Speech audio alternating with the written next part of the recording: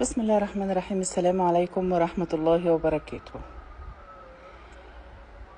أوقات بنبقى محتاجين حد يكون معانا يساعدنا في أمورنا، سواء داخل البيت أو بره البيت، في شغل أيا كان، وخصوصا إن المسؤوليات بتزيد علينا وإن احنا طول الوقت بنبقى مشغولين وطول اليوم مشغولين، فبنبقى محتاجين حد يساعدنا. وممكن تكون الظروف ما تسمحش ان احنا نجيب مساعد او خادم معانا يخلينا يكون معانا يساعدنا في امورنا ويمشي معانا الدنيا يعني. هقول لكم النهاردة حاجة تحفة جدا جدا جدا وصانا بها الرسول صلى الله عليه وسلم.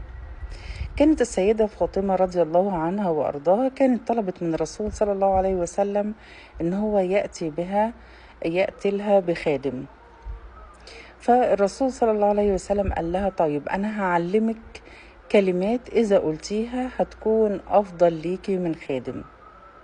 إيه هي الكلمات دي؟ نحن نقول سبحان الله 33، الحمد لله 33، الله أكبر 34. دي بمثابة خادم.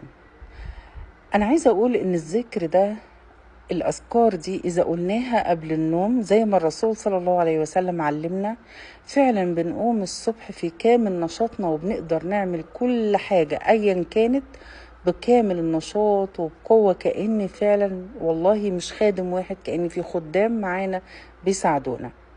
طب هل ده خاص بشغل البيت بس؟ لا، سواء شغل بيت، سواء عمل وظيفة بعمل حاجة، الشغل اللي احنا بنشتغله، حتى لو طالب بيذاكر إذا قاله بإذن الله ربنا بيعينه، وكأن في ملائكة بتساعده على إن هو يتمم عمله على خير بإذن الله.